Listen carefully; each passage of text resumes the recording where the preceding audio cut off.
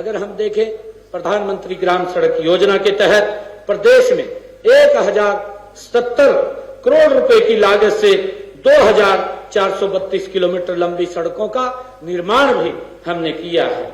मित्रों, हमने रेलवे चाहे ओवरब्रिज की बात हो या अंडर ब्रिज की बात हो, रेलवे क्रॉसिंग को खत्म करने का एक कार्यक्रम हमने शुरू किया था।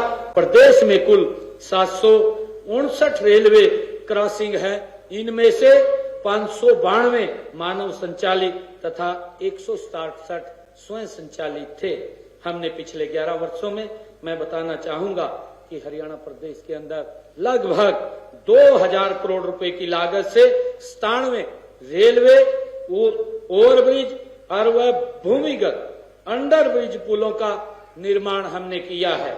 जबकि हम अगर कांग्रेस के 10 वर्ष के कार्यकाल में नजर डालें तो उनके समय के अंदर जो काम हुए हैं, उनके समय में मात्र 51 बने हैं। और मैं आपको बताना चाहता हूं, इस समय हमने 97 तो बना दिए हैं, परंतु इस समय जिनके ऊपर काम चल रहा है 1026 करोड़ रुपए की लागत से 97 रेलवे ओवरब्रिज और अंडर ब्रिज जो इस साल के अंदर हुए हैं, ऐसे 47 के ऊपर निर्माण कार्य गति से चल रहा है। हमारी सोच है कि हर रेलवे फाटक को हम मानव मुक्त किया जाए।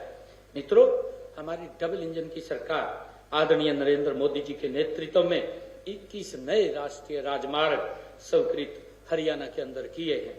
हमें मालूम है इनमें से 12 राजमार्ग बनकर के तैयार हो चुके हैं और इनके बनने के बाद प्रदेश का कोई भी ऐसा जिला नहीं बचा है जिसकी कनेक्टिविटी राष्ट्रीय राजमार्ग से ना हो। मैं बताना चाहूंगा कि प्रदेश में पिछले 11 वर्षों में 28,582 करोड़ रुपए की लागत से 1,719 किलोमीटर लंबे राष्ट्रीय राजमार्गों का भी निर्माण किया गया है। जबकि पिछले अगर हम कांग्रेस का 10 वर्ष का शासन देखें तो उनके शासनकाल के अंदर, क्योंकि वो बोलते रहते हैं, वो बताते रहते हैं, मैं इसलिए इसके अंदर अंतर बता रहा हूं क्योंकि उनके कार्यकाल में क्या गति थी काम की, और नरेंद्र मोदी जी के नेतृत्व में ये तीव्र गति से भारत आगे बढ़ रहा है, मजबूती से आगे बढ़ रहा है। उनके कार्यकाल में 10 वर्षों के 1,713 करोड़ रुपए की लागत से 451 किलोमीटर लंबे राष्ट्रीय राजमार्ग ही बने थे, जबकि हमारे 11 वर्षों में उनका तो 1,713 करोड़ रुपए उन्होंने खर्च किए और हमने 11 वर्षों के अंदर 28,582 करोड़ रुपया राष्ट्रीय राजमार्गों के ऊपर विकास कार्यों के लिए खर्च किया है। मित्रों, ये गति आदरणीय नरेंद्र मोदी जी के नेतृत्व में किस गति से आगे बढ़ रही है। इतना ही नहीं मित्रों, हमने यातायात को सुगम बनाने के लिए भी 27 हरियाणा प्रदेश के अंदर टोल टैक्सों को भी समाप्त किया है। उनके बैरियर हटाने का काम हमने किया है। 27 टोल टैक्स ऐसे थे जिनसे हमारे हरियाणा प्रदेश के लोगों को राहत मिली है। मित्रों, हमने वर्षों पुरानी मांग को पूरा करते हुए 844 करोड़ रुपए की लागत से रोहतक महम जो हांसी रेलवे लाइन का निर्माण हमने करवाया है।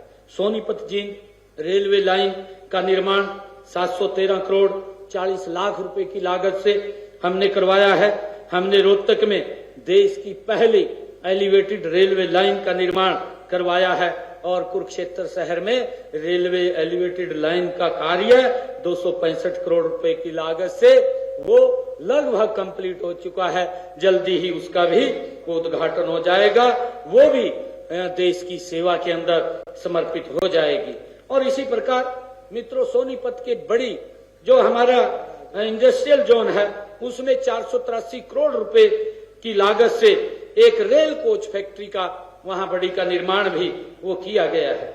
मित्रों, मैं बताना चाहूंगा कि फरीदाबाद में 580 करोड़ रुपए की लागत से YMCA चौक से बल्लभगढ़ तक 2,494 करोड़ रुपए की लागत से बदरपुर मुजेसर मेट्रो और 2,029 करोड़ रुपए की लागत से बहादुरगढ़ मुंडका मेट्रो रेल सेवा भी हमने शुरू की है।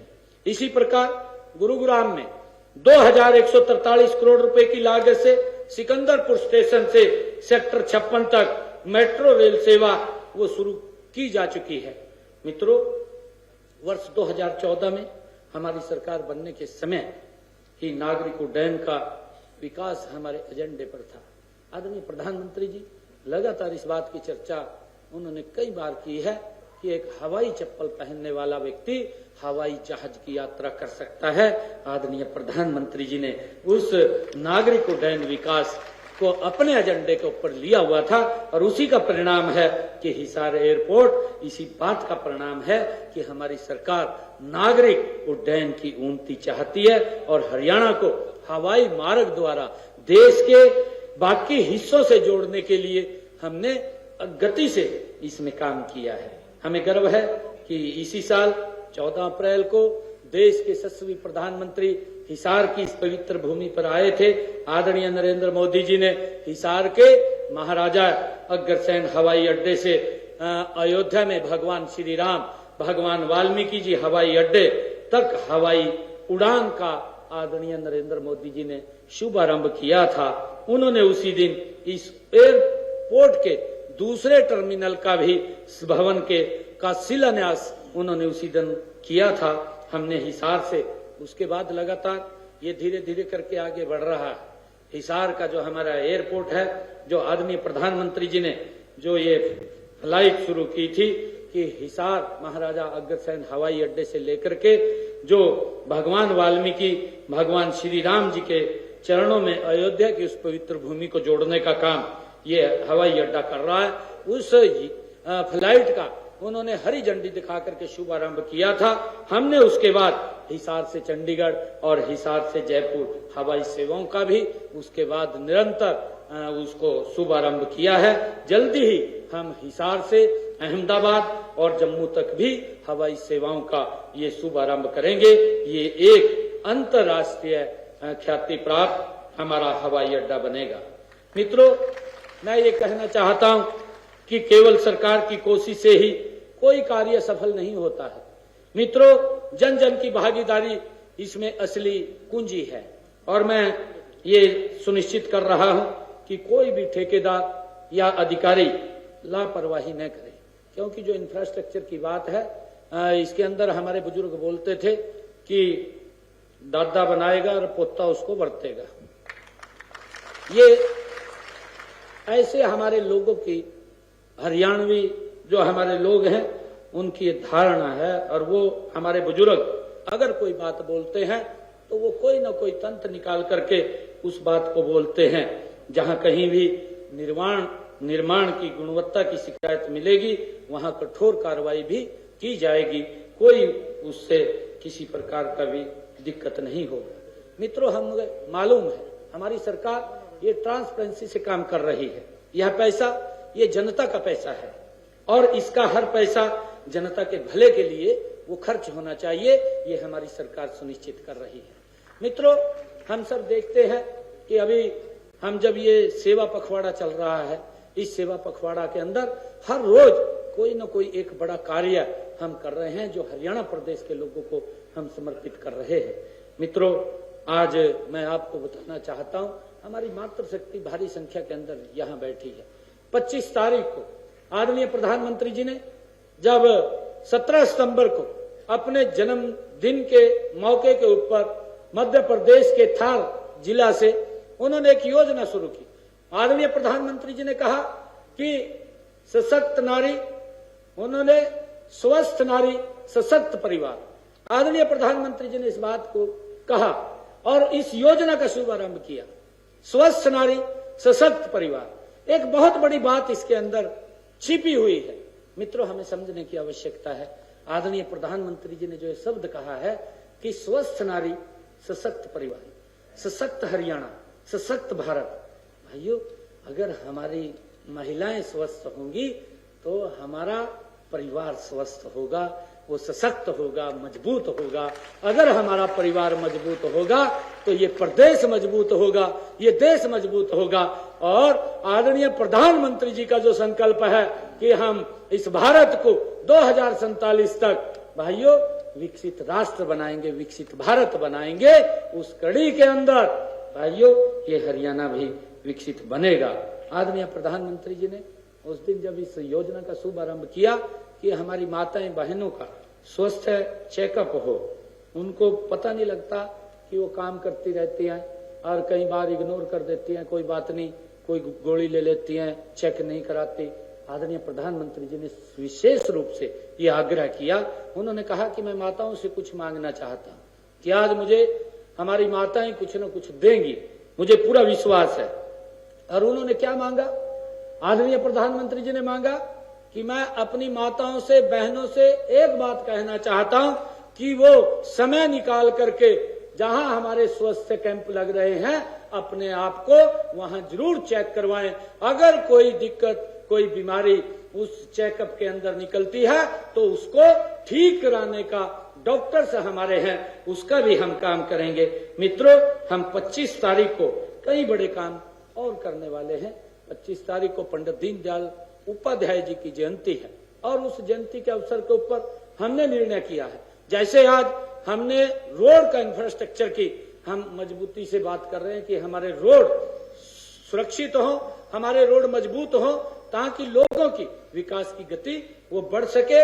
उसी दृष्टि से 25 तारीख को हमने ये निर्णय किया था कि हम डिस्ट्रिक्ट लेवल के ऊपर एक हमारा जो डिस्ट्रिक्ट का हॉस्पिटल है, उस हॉस्पिटल के अंदर वो सारी सुविधाएं उपलब्ध होंगी जो उस जिला के अंदर प्राइवेट हॉस्पिटल के अंदर सुविधाएं मिलती हैं, वो सारी की सारी सुविधाएं हमारे जिला के अस्पताल के अंदर मिलेंगी। उसका मित्रों हम 25 तारीख को 10 हॉस्पिटल्स का उद्घाटन करने वाले हैं। और उसी के साथ हमने ये निर्णय किया है कि हर जिला के अंदर एक एक हॉस्पिटल सभी सुविधाओं से वो लैस हो, उसके लिए हमारी सरकार काम कर रही है। और हमने 10 हॉस्पिटल की तैयारी कर ली है। 25 तारीख की आने वाली है, आज 20 तारीख है, 4 दिन के बाद हम उनका उद्घाटन कर देंगे, हरियाणा प्रदेश के लोगों को समर्पित करेंगे। और उसके साथ साथ हमारी मातृशक्ति इतनी संख्या में बैठी है, हमने जो कहा था, आदरणीय मोदी जी जो संकल्प लेते हैं उसको पूरा करने का काम ये हमारी डबल इंजन सरकार का है। हमने कहा था कि हम माताओं को, बहनों को 2100 रुपए महीना हम देंगे। हमने उस योजना को भी पूर्ण तैयारी कर ली है। दीनदयाल लाडो लक्ष्मी योजना, उसका रजिस्ट्रेशन भी 25 तारीख को शुरू हो जाएगा।